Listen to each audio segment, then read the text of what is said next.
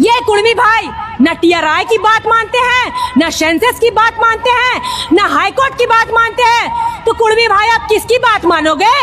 भगवान आपके ऊपर से आके बताएगा क्या कि आप कुर्मी नहीं कुर्मी हो?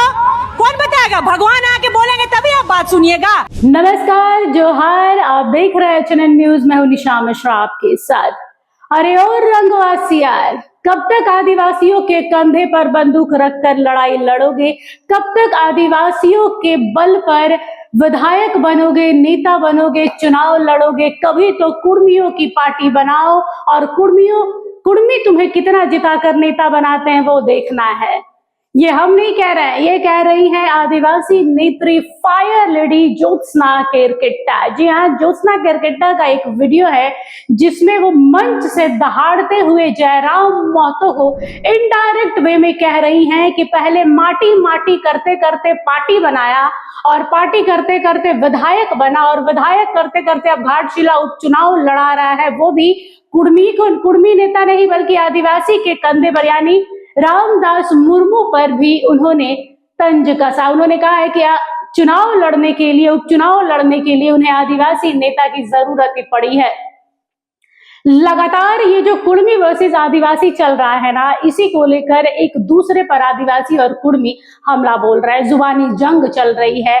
कुर्मी भाई जो है वो लगातार कह रहे हैं कि भाई एसटी में शामिल कर लिया जाए ताकि हम भी आदिवासियों की तरह आदिवासी बनकर यहाँ पे रह सके, आदिवासियों के जो जितने भी योजनाएं हैं, जो लाभ है वो हमें भी प्राप्त हो सके, चाहे ताकि झारखंड का भविष्य एक उज्जवल हो। लेकिन दूसरी ओर जो आदिवासी है वो कह रहे हैं जब इतने सालों तक आप लोग चुप रहे हैं तो अब अचानक बीते कुछ समय से आप लोग इतना उग्र क्यों हो रहा है। ज्योत्सना केरकेट्टा ने यह भी कहा है कि 2022-23 में भी रेल टेका आंदोलन जैसा कुछ हुआ था, लेकिन उसमें इस तरीके के उग्र नहीं हुए थे कुर्मी समाज, लेकिन इस बार जो रेल टेका हुआ है उसमें उग्रता दिखी है। और इसी को लेकर वो जयराम महतो यानी जेल कैंप के सुप्रीमो जयराम महतो को आड़े हाथों ले रही है और कह रही है कि पहले वो माटी माटी करते हुए आए और उसके बाद पार्टी बना लिए, पार्टी बनाने के बाद वो लड़ भी रहे हैं और लड़कर विधायक भी बन गए और अब घाटशिला उपचुनाव में एक आदिवासी बेटे को खड़ा कर दिया है ताकि आदिवासी वोट वहां पर जाए। मतलब साफ तौर पर है कि ये जो कुर्मी वर्सेस आदिवासी वाला जो मुद्दा है ना, वो आदिवासी नेत्री ज्योत्सना केरकेट्टा उसे थमने देने वाली नहीं है। वो अंदर ही अंदर ये मुद्दा अभी तूल पकड़ता हुआ नजर आ रहा है। क्या कुछ कहा है ज्योत्सना ने, एक नजर डाल लेते हैं।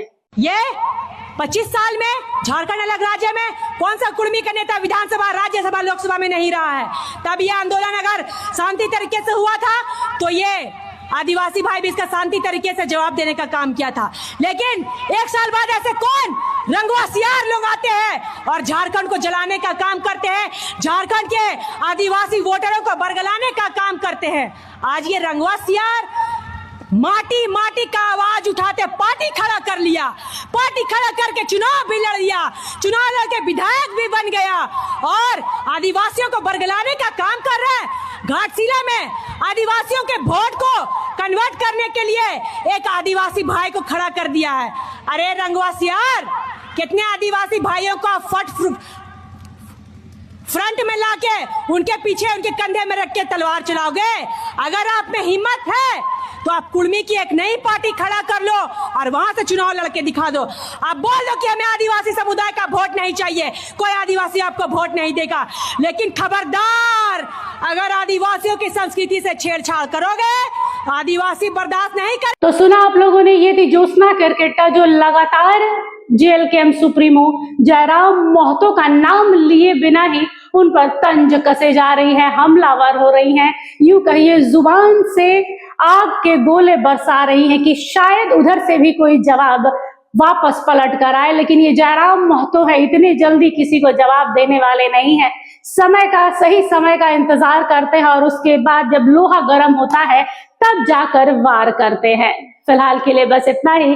देखते रहिएगा HNN न्यूज। नमस्कार। अगर आपको हमारा ये वीडियो अच्छा लगा तो इसे लाइक करें, शेयर करें और हाँ, सब्सक्राइब करना ना भूलें।